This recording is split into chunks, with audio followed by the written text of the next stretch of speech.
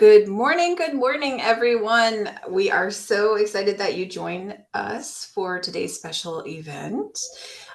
Today we have Pasha Marlowe, and I hope I'm saying that correctly. I don't think I ever repeated it back to you before, but That is correct. she, yes, she is here for our session today, and she is a neuroinclusion speaker, consultant, and coach who works with organizations around the world. She is also the author of Creating Cultures of Neuroinclusion and an internationally recognized thought leader in the field of neurodiversity. She has 32 years of experience as a mental health professional and a lifetime of lived experience as a multiply neurodivergent person. Pasha is uniquely qualified to speak to the physical, emotional, relational, and professional benefits of creating cultures of neuroinclusion. I want everyone to welcome our speaker today, and hopefully we will have a good session and learn lots of things. So I'm going to go ahead and give this over to Pasha so that she can delight us with her information. Thank you so much, Jennifer. Hi, everybody. I'm going to share my slides here, and I'm doing a side by side. I'm hoping that will help you access the information easier. Some people like to see the person, read lips. Also, I'm hoping you see the live closed captions at the bottom of the screen, which is part of the PowerPoint presentation. Are you seeing that, Jennifer? Awesome. Great. Because, of course, what the heck good would talking about neural inclusion and accessibility be if we didn't try to make this presentation as accessible as possible? So glad you all are here.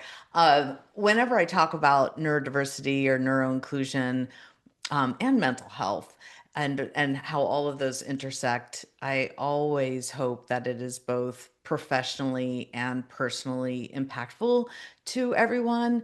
I hope that it's an interesting conversation. I hope it's engaging, and I want it to be interactive. So I love to answer questions, and it's difficult sometimes to access and for me to read the chat while I'm presenting. So if I could stop Jennifer or anyone else who can unmute and let me know if there's a question that comes in or any comments, or if somebody needs clarification about a concept or definition that I'm describing, that would be great. But yeah, I'd love this to be as interactive as possible, given that it's a, Zoom call. So welcome, everybody.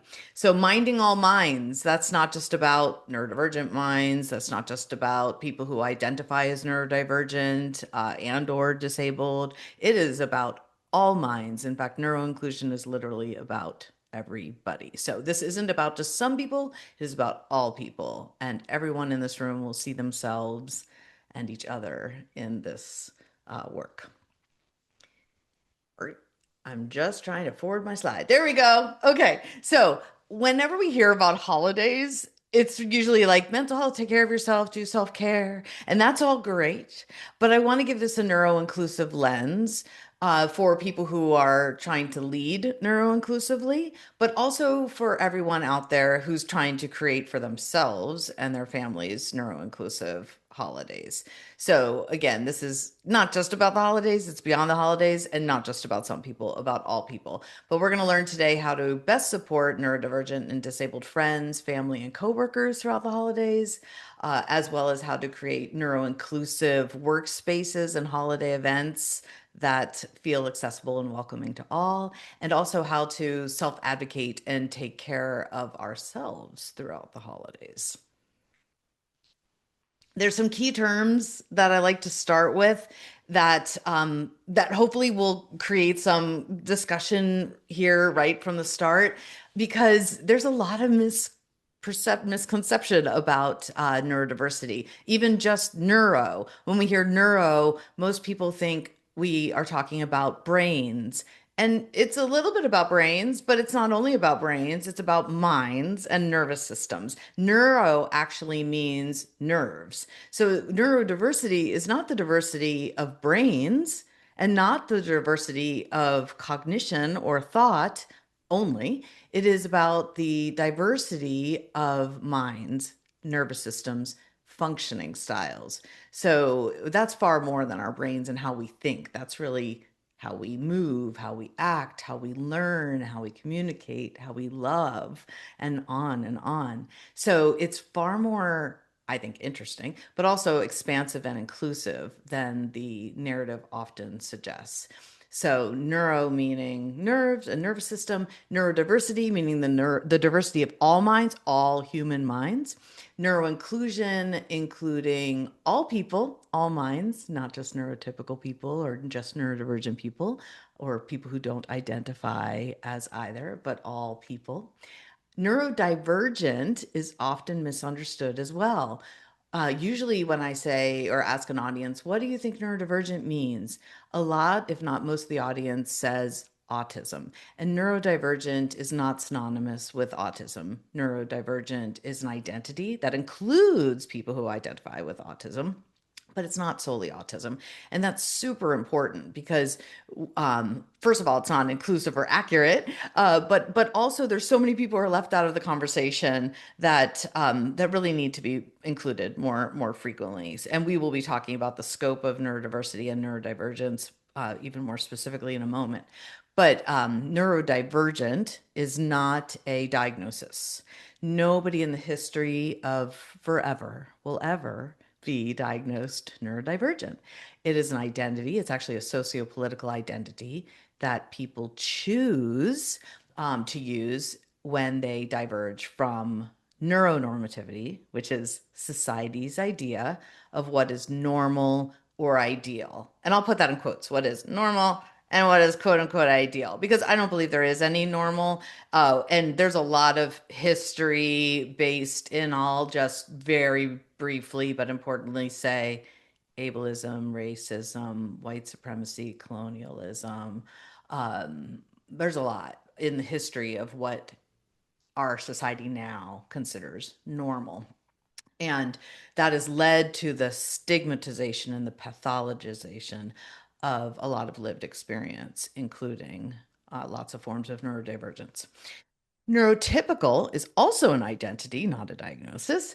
And some people have the privilege of identifying as neurotypical, and some people choose to identify as neurotypical. But what it means is somebody who is in alignment with society's idea of what is quote unquote normal or quote unquote ideal.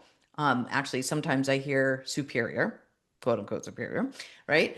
And so some people do act and function in alignment with neuronormativity, um, and they can identify as neurotypical or be seen as neurotypical. Disability is not just about wheelchairs. We all know it's not just about physical disability. Disability is also about non-apparent disability, which could be a physical disability, but it could also be forms of neurodivergence. It could also be mental health challenges, which are also forms of neurodivergence, which we'll get to. But 80% of disability is non-apparent. So that too is a far more expansive conversation and umbrella than people recognize. So I want to stop for just a moment because I just threw a lot of terms at you, but these are the terms that are kind of the groundwork for what we're going to be talking about today. And I know probably a lot of you in the room are familiar with them. And well versed in them, and probably it's why you're here because you're like, "Yay, talking about something I understand and super passionate about." But there might also be people in the room who are like, "Oh, okay, I I didn't know that," or could you explain that in a different way? Are you seeing any questions or comments, Jennifer or Robin, that I should tend to at this time? Or do either of you have any questions on that? Yes, it's actually okay. We do not see any questions so far. Okay.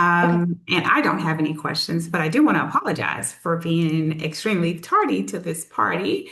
And I'm so looking forward to diving deeper into this topic, as this is also one of my favorites. So thank you so much. And apologies for the technical difficulties that I was experiencing. So No how are you problem. doing? You're doing wonderful. I can very much relate to technical difficulties. I feel like my life would be 100 times easier and more easeful and less stressful if it weren't for technology. Uh, Absolutely. yeah. At the same time, like I love offering these webinars because they're accessible. I mean, I'm in my home, and maybe some of you out there are in your home in your pajama pants. But so I love that about online. But then there's also tech. So Yes, yes. very, very much It's empathize. appropriate, right? Oh, absolutely. Absolutely. Yeah, we're humans and not Yeah. machines yet. Exactly. So no So questions just yet, but thank you so much for breaking down each one of those key terms. I think that is extremely useful and helpful for everyone as we continue. So let's jump right in. awesome. Awesome. Okay. So moving on to what the heck is neurodivergent? What does it include and involve? Because we've already said neurodiversity, the scope of neurodiversity is big for everybody, every human, all minds. Neurodivergent includes also a very wide umbrella of sometimes we can call them labels. Some people call them diagnoses. Some people call them identities. Yes, and to all that. Now, the common narrative is unfortunately autism or ADHD autism, sometimes ADHD autism dyslexia, but rarely do we see a very inclusive, accurate description of neurodivergent. Even this graphic here of the neurodivergent umbrella, which I love by Sunny Jane Wise, is not exhaustive, non-exhaustive, which they mention at the bottom, because there's probably hundreds of ways to neurodiverge. But what you're seeing here, you'll probably see yourself in some of these, and definitely people that you know and love and work with. But it's really anything that diverges from neuronormativity or diverges from the way that society thinks we should, quote unquote, should act like, learn like, live like, move like, function like, right? And so, with this very broad umbrella, it's pretty easy to understand how the outdated information that we see online is wildly inaccurate. What we would see, even if we were to go on AI or Google this right now, how many people or what percentage of people are neurodivergent, you will see 20% or one in five, something along those lines. That is dodgy data, old news, not accurate. It's based in information and research on ADHD and autism, diagnosed ADHD and autism from maybe even 10 years ago. It's just not current. Interestingly, when you include all of these forms of neurodivergence, which of course also includes mental health challenges and conditions, it's not hard to understand why 53% of Gen Z identifies as neurodivergent. I actually think it's probably more, but the last time 2 years ago that the research was done, 53% of Gen Z identifies neurodivergent and disabled, interestingly. This week, this is fascinating. This week, research came out that in colleges and universities, and I'm just speaking right now in the United States because this is the research I saw this week. 38% of students at Stanford identify as disabled, 30% at Brown and Harvard. What was I'm missing? I'm missing another one. Oh, there's like UC Berkeley and Chicago and another one. Anyhow, there's another major university. 20 to 30% of students identifying as disabled and needing accommodations. Because some people identify as disabled and don't ask for accommodations for various reasons. Um, and these numbers have tripled and quadrupled over the last 5 years. So, what happened over the last 5 years that might have contributed to this rise in neurodivergence and disability? It's COVID, yes. I'm just assuming you're all like, COVID. Yes, COVID. COVID, interestingly, has a huge factor in this because one, the physical challenges that arise with COVID, long COVID, chronic fatigue, neuroinflammation, other chronic illnesses that are exacerbated with COVID. as well as obviously the emotional and social toll that it took on, and economic toll too, um, on our mental health, on our emotional health, our social health, our relationships, our workplaces. So it really did a number on us, and especially with Gen Z. And I'll say especially, not that it wasn't just tragic and terrible for everybody on many levels, but Gen Z was in high school and college during these years, that it very much impacted how they learn, how they were able to socialize, how they were able to learn life skills and executive functioning skills and beyond. And the impact is now seen in these numbers, I believe, in how many people are identifying as neurodivergent and disabled. And so colleges and universities are like, whoa, okay, this is more disabled people than we know what to do with and how to handle. And that's going to have to be a big shift, as it is in the workplace as well. Because, of course, if 53% of Gen Z is identifying as neurodivergent and disabled in college, 53% or more, and it will be more, will be identifying as neurodivergent and disabled in the workplace. In fact, my guess is going to be it's at least 75% by 2030. And that is partly from the research I'm seeing and partly anecdotal, because for 32 years I've been working with neurodivergent people in the workplace and through therapy and my coaching sessions. And I am seeing this rise, and I'm understanding why. And it's coming from a place of mental health conditions, neurological changes, hormonal changes. So we're, and just more awareness as well. So it is a big conversation. 80% of disability is non-apparent. I just want to remind people, and that again includes a lot of this lived experience we're seeing here under the neurodivergent umbrella. So that was a mouthful. Any questions, comments, insights on any of that? All right, guys, don't be shy. Feel free to come off mute or submit any questions that you may have in the chat, and I'll ask it on your behalf. I can absolutely understand and potentially agree, I guess, with all of the things that you just mentioned and how big of an impact COVID is, and how I think we're still in that, research time to determine what the greater impact of COVID was on all of these things. Yeah, Um, yeah. I hope so much that somebody out there is doing a really comprehensive study on it. So I'll just move on, and then if you see a question arise, just holler. Just feel free to interrupt me. So, newsflash: everyone has needs. Everyone has access needs, sensory needs, and support needs. Neurotypical, neurodivergent, disabled, non-disabled, whatever, all of it. Everyone has needs. That's important to know, because part of the way we could be neuro-inclusive in workspaces and home spaces is to recognize that, not mm, just in the people we're serving, but in ourselves. Because as you sit here today, you have access needs. Maybe it's accessing technology to get on the call. Support needs, right? right. Maybe somebody out there needs support sometimes. Maybe somebody out there has a coach or a therapist or needs to talk to friends. Sensory needs. Everyone out here has needs and preferences around temperature, around lighting, around smells, around sounds, like everybody. Now, some people have higher support needs for sure. Some people Mhm. have low support needs, some people have high support needs. One is not better than the other. There's no judgment or value statement in that. It's just true. So when we have conversations with people in a neuro-inclusive way, it's this reciprocal and I think regenerative conversation that looks something like, what do you need? What do you need to access this information today? What can we do to support you better? What would allow you to feel more comfortable and at ease at work or home?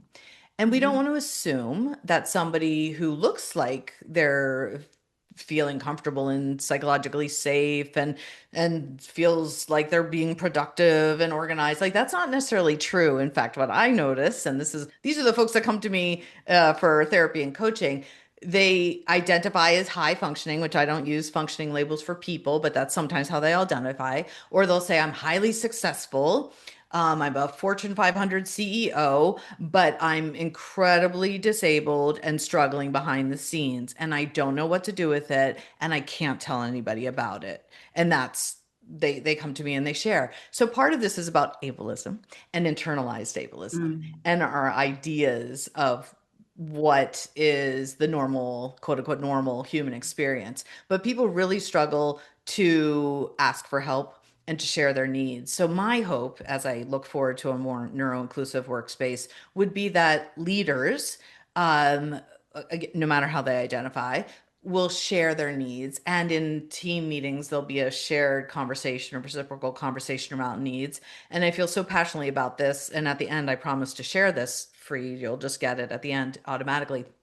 Um, there's a leadership guide that I created. It's a fillable PDF form, and there's no diagnosis talked about. There's no disclosure needed. It's literally just talking about needs. What are your needs around feedback, around the environment, around your workspace? What are your preferences around communication? It's a really human uh, conversation that bridges the gap, because one of the biggest questions I get, especially from HR folks, is how do we have these conversations with our employees without talking about things that are private, without breaching confidentiality, without asking what their diagnosis is or even what their disability is, or without them feeling psychologically safe to disclose? Like, what can we do before all that or to prevent issues? So that's why I very much focus on needs and preferences.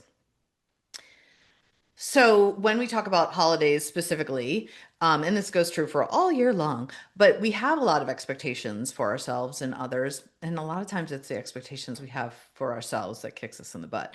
But expecting ourselves and others to perform or function like we used to is one thing that comes up a lot, or like our parents did, or like we're supposed to, and often that doesn't honor our capacity. Often we can do a lot, but we don't have the capacity to do a lot. And then we burn out or overwhelm ourselves. And so checking in with the expectations you have for yourself around the holidays, whether that's socially or relationally or work wise, could be how many parties you go to, or it could be how you decorate or not decorate, or where you travel to or don't travel to. But it could also just be about honoring your capacity with the workload and the stress that's going on just around the holidays and the world, and all that you're absorbing, and honoring that in capacity, and honoring your different functioning styles, which do change over time with age and hormones I and was just and about to say that. Yeah. right. Yeah. Yeah, You may go not ahead. have had those needs from your question, what do you need? You may not have had those needs a year ago when you started with a new organization, but maybe, with age and with time that has shifted and changed, and that's okay. And those conversations, especially from leaders, need to happen periodically, not just one time and you check a box and move on and you're done and you never have to address it again. As leaders, as HR professionals, we should periodically check in with our people to make sure that things haven't shifted and changed for them the same way that they do for us. So, That is so true. Thank you, Robin. Yeah, it is not a one-time conversation, because part of what I do is work with people with around grief and loss. And if mhm. somebody has experienced grief or loss or trauma, their needs are going to change overnight in that instant. And so their support needs are going to change, their access needs are going to change, how they show up to work in terms of productivity or professionalism is Mhm. going to change. I think about a lot of chronic illness that I hear about. I frankly, a lot of like bladder and intestinal issues come up a lot, like digestive issues. And why does that matter? Well, a lot of people need to work from home because they need to use the bathroom often. A lot of people cannot wear the very traditional professional clothes because it's uncomfortable around the belly to have a button or zipper or snap. Like, I know it seems like subtle, but it's not, because this is all about having those conversations. What has changed? What are your needs? And making it a very human, again, human conversation, because no matter who's on either side of this conversation, both of you will probably someday experience some form of neurodivergence, and 100% sure that both of you will experience someday some form of disability, whether it's temporary, situational, permanent. And so it needs to be more empathetic and compassionate, I believe, the whole conversation. Yeah. I do have a quick question then. Just kind of, given what you just shared and with the current national dialogue around things, especially around just inclusion as a whole, but also neurodiversity, it's shifting, right? Like there's a lot of information being thrown at us. How can we continue to support our teammates as leaders in a way that is respectful, thoughtful, rooted in best practices, but also manage potentially for companies that may not be able to anymore have the ability to be as outward with their efforts as they used to be, if that makes sense. What Yeah. advice would you give us in those sectors who, especially if you're working in the government field or, some government contracts or something like that?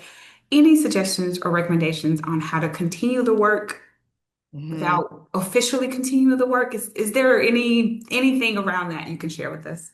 Yeah, I'm reading through the lines. I'm hearing you. Yeah. So, sometimes I don't talk about neurodiversity or neuroinclusion because of the words diversity and inclusion, Yeah. but we can absolutely always, even within our sociopolitical climate, talk about needs and Hmm. preferences. Yep. And so I think that is definitely part of it. Also, and I'm just going to use the next slide to explain this because capacity is also a universal word that can be used as well as fairness. Fairness and dignity come up a lot. I talk a lot about respect, like respectful peopling.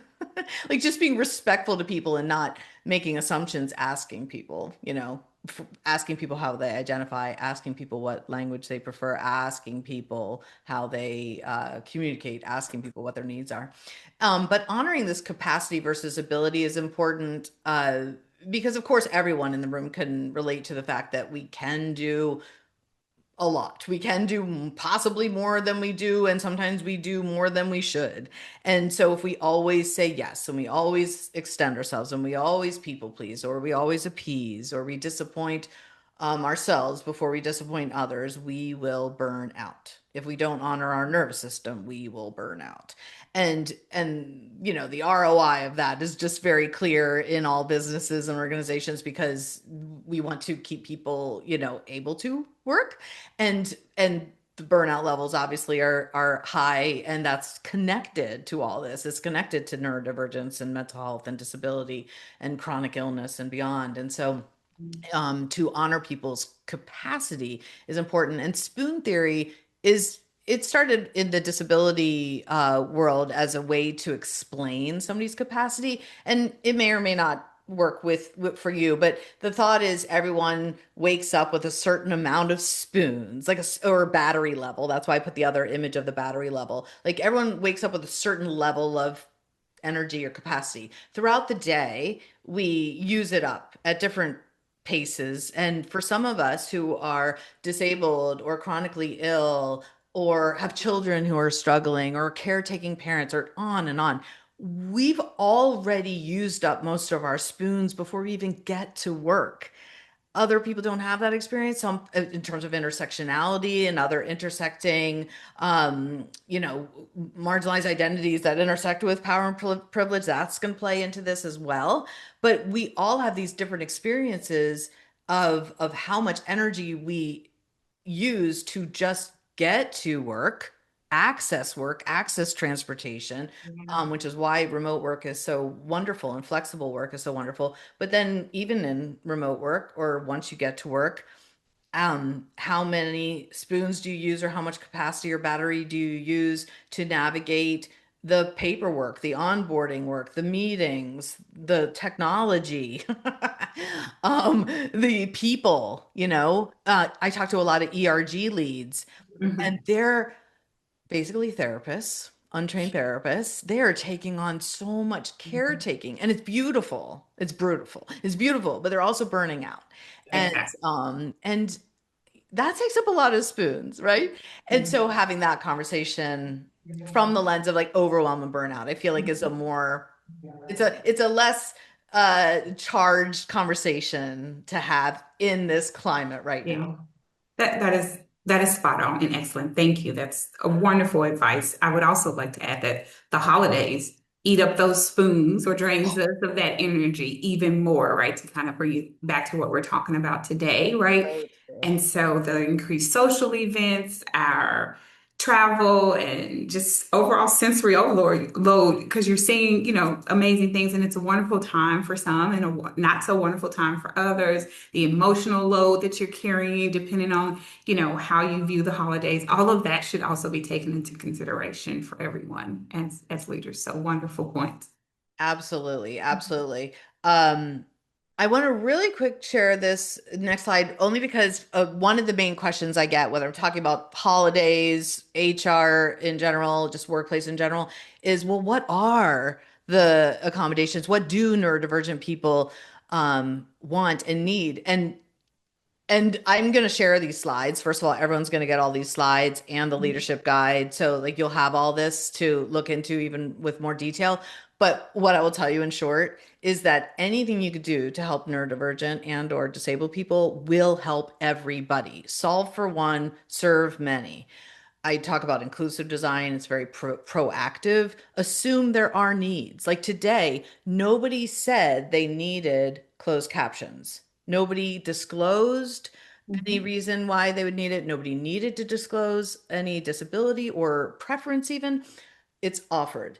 And maybe there's even somebody in the room who's like, I didn't even know I needed that. I didn't know that was helpful. Thank you so much. Right.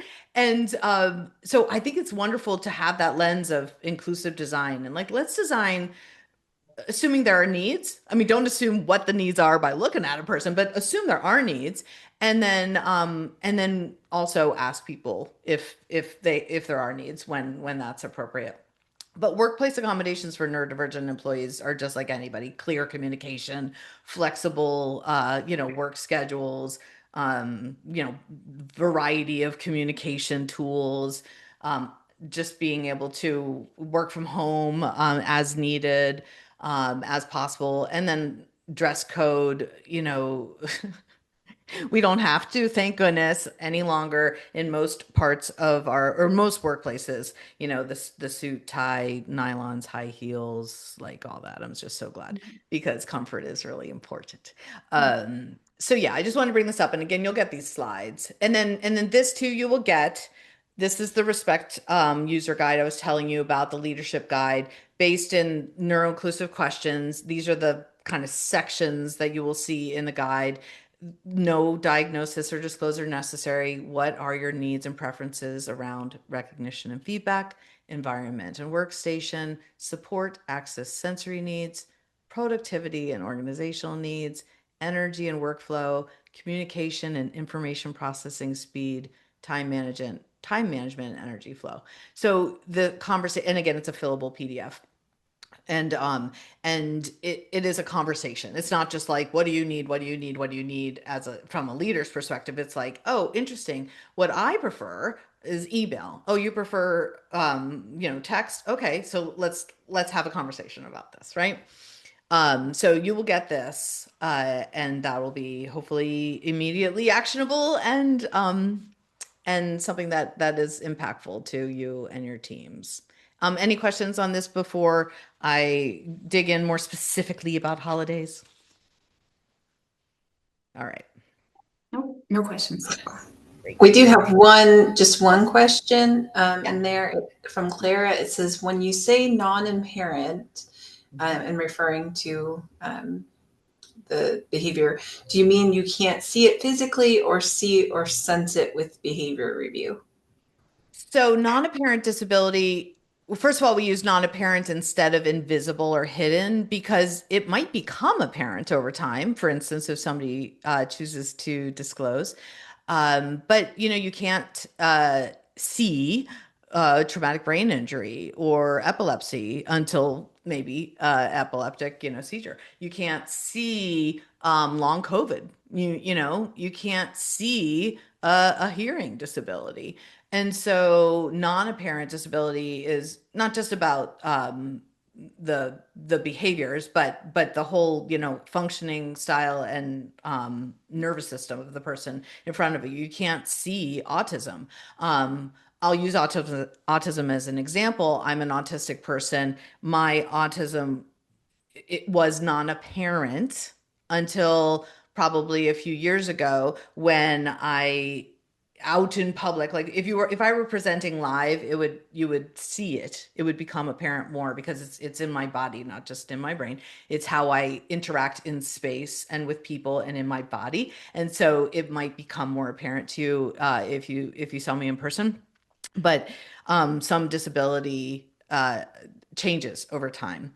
And yeah, does that answer your question? I think I might have muddled my answer, It but it does. Thank you so much. I have a son who's autistic, and if you just look at him, you can't necessarily see, but if you are around him, you can tell something is different.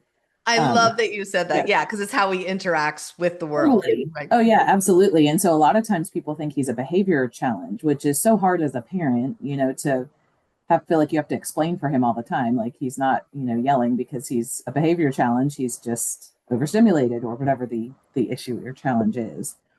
But I wonder too, and as I consider myself a neurodiverse person. I'm not diagnosed, but I promise you I have ADHD, and I believe you. I believe Jen you. can give me probably two thumbs up on that. But what I'm curious about is, now that I understand as much as I do and have learned so much over the last 5 years since my son's diagnosis, I almost feel like I see neurodiversity in others more than I think I would have before. But then I also see it in people who I don't think have awareness themselves. And so the thing I'm challenged with is, if at any point, and this is coming from a HR perspective, when is it appropriate to say, I think you should get some testing done, or is that even ever appropriate? We've had issues with employee behaviors we've had to address where the behavior was inappropriate. I could tell it was probably coming from a place of neurodiversity, but that person had no diagnoses and didn't really have resources where they could have gone and gotten a diagnosis. So I think making accommodations for people is so important, but I think awareness is what helps you bring that choice. And so that's kind of what's on my mind as I'm listening to you talk. Yeah, I wouldn't suggest somebody go get tested. I would start the conversation again around needs and preferences and access needs and such. So you're having a conversation about where their strengths and challenges are, which would then potentially lead to a conversation about some of the maybe challenges they have related to what you're observing that might be a form of neurodivergence. Because we certainly don't want to out people or Right. diagnose people or Right. suggest, and we also don't want to imply that as a problem, right? So as an autistic person, if somebody's like, have you ever gotten tested for autism? My first thought is going to be like, well, what are you thinking I'm doing like Right. wrong? Even though they might not be implying that, that's how I'm going to hear it.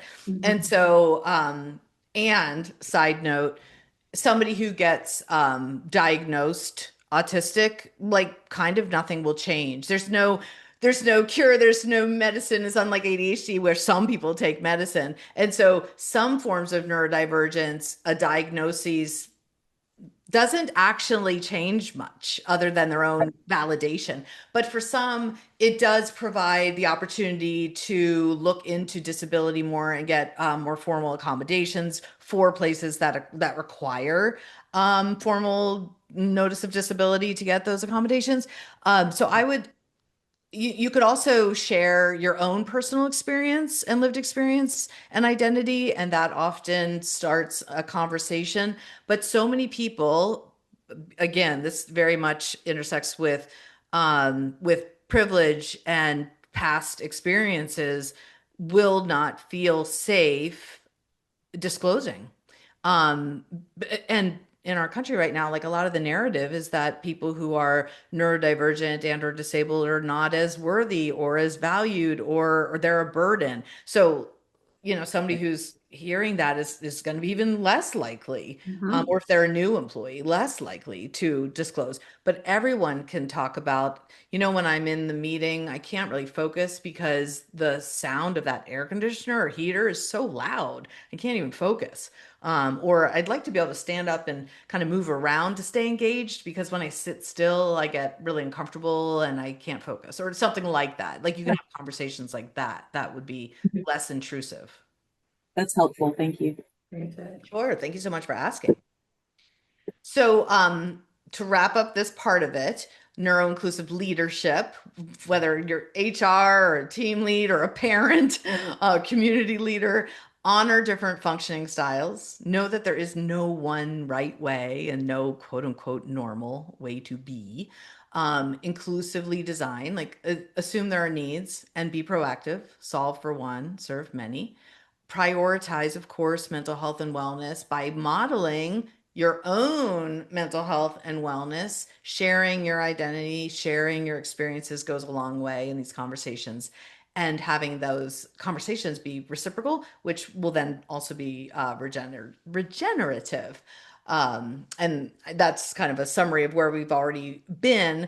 As we talk about specifically holidays, to make them more inclusive, might be asking first your neurodivergent and disabled employees what would allow them to attend and access the event, because you might be surprised at what they say. It might not just be the ramp to the building or an elevator. You might hear, you know what, I'm not going to go because I know there's going to be loud music, or there's going to be alcohol, or there's going to be people who are wearing perfume and cologne. Like that could be all it is to help to prevent them from accessing the event. And then somebody else might assume they're being antisocial or not engaged or they don't like them. And it could be I wouldn't be able to drive at night unless I because of my vision disability.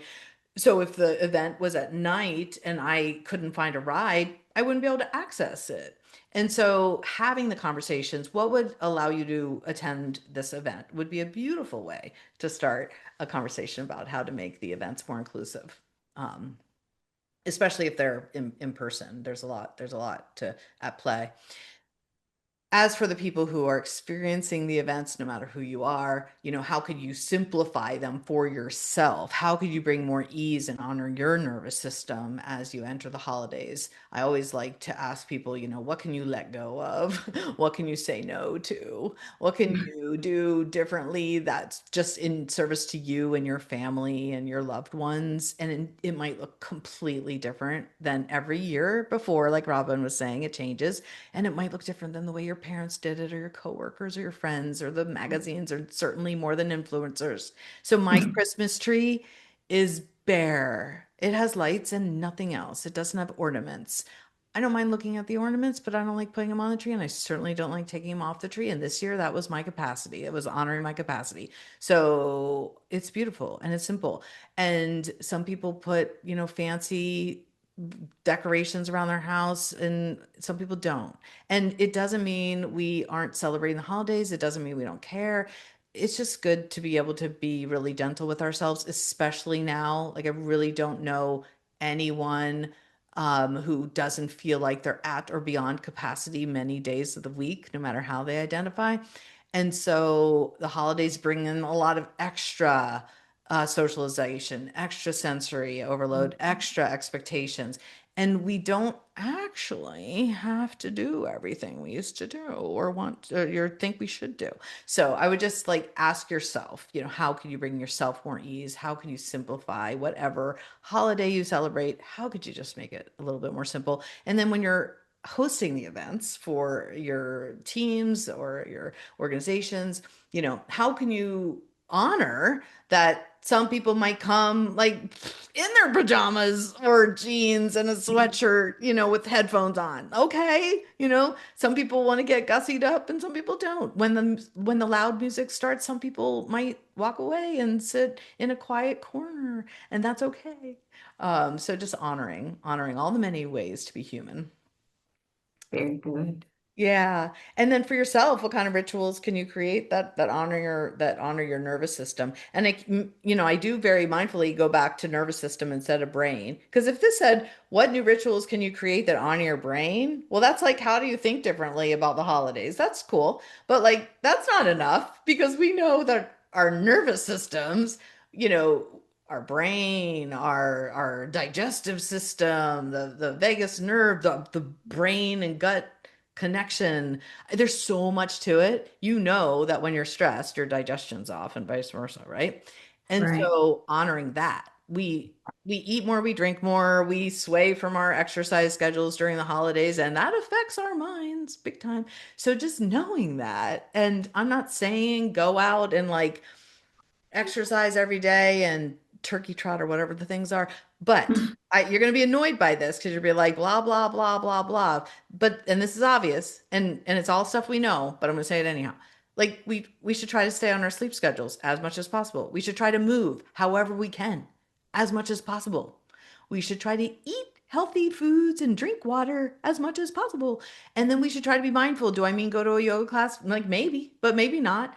I have a thing where I look at the sky before I look at my screen, which might be 10 seconds of looking at the sky out my window before I look at my screen, but it's mindful. I'm like really trying to not wake up and look at my screen and figure out what the world is doing to me today. Mhm. And so maybe there's something that you can do to help your sleep hygiene improve or help you get more movement into the day or help you get, more nutrition and water and hydration into your day or more mindfulness. But I'm not saying like go out and everybody should meditate. It's not for everybody, but there's got to be something that works for you that feels aligned with you and your capacity right now, that could really help you get through the holidays and so that you aren't feeling so burnt out and overwhelmed come the new year. I think sometimes I want to like act as an ambassador to my future self. What does my January self want to feel like? Not hungover, tired, depleted, and sad.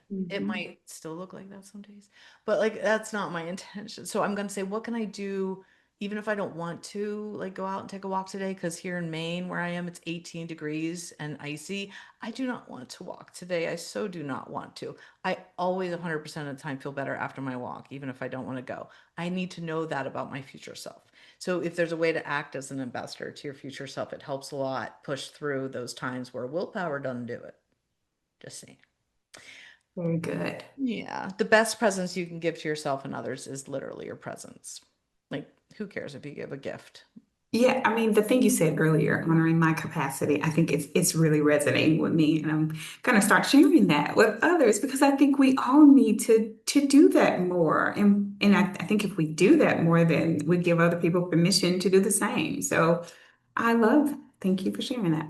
You're so welcome. You're so welcome. With my friends who understand, my sometimes limited capacity, I throughout this month take pictures of things that I think they'd like in store windows because they know I'm not going to buy it because I can't afford to buy it. And they know I'm not going to send it because I might not have the executive functioning to go to the post office and get a box and do the thing.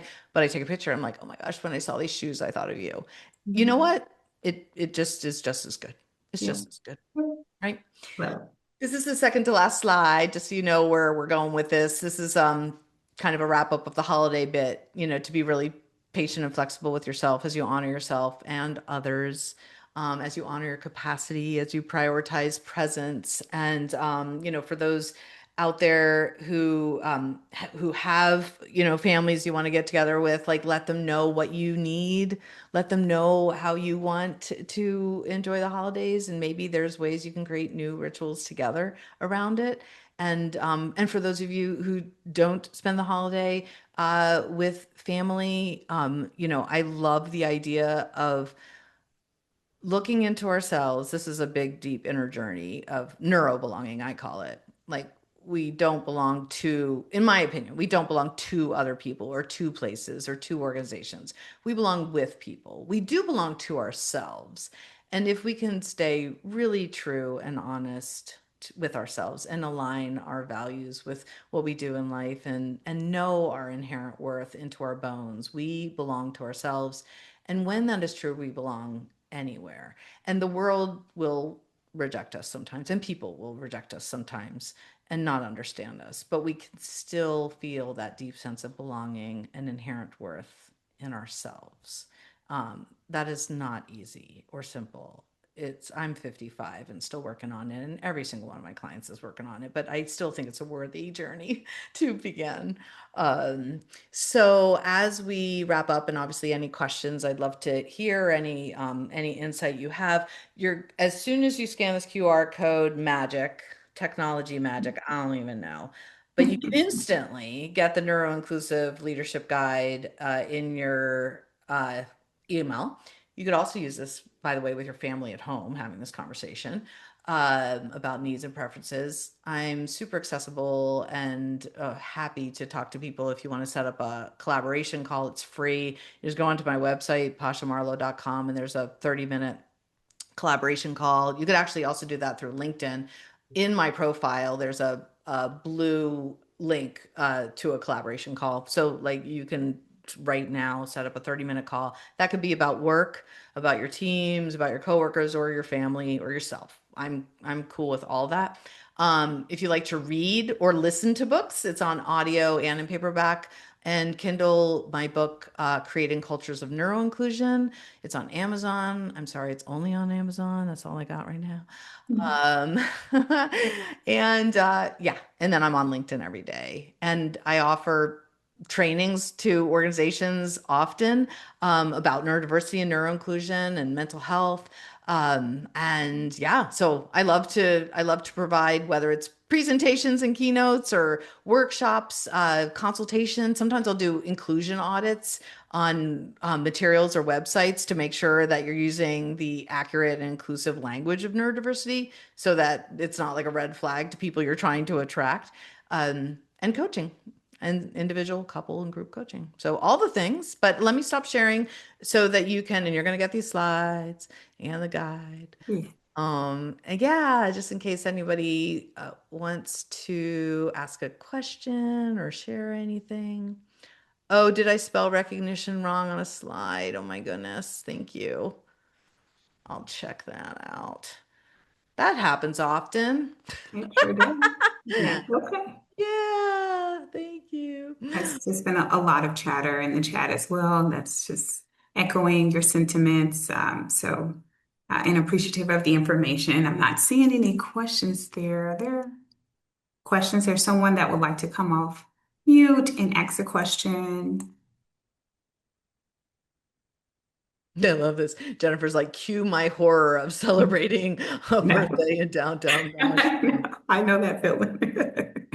Yeah, I love it. I love it. It's Uh, way too much Yeah. in uh, so many ways. Yes. Yes. yeah, yeah. I have skipped out on many a live events. Right. So yeah. And I'll teach classes often, and I know I mentioned perfume and cologne, but I'm finding it even more common, like it's becoming even more common, and maybe people's nervous systems are becoming more sensitive because of all of the like overwhelm and stimulus in the world.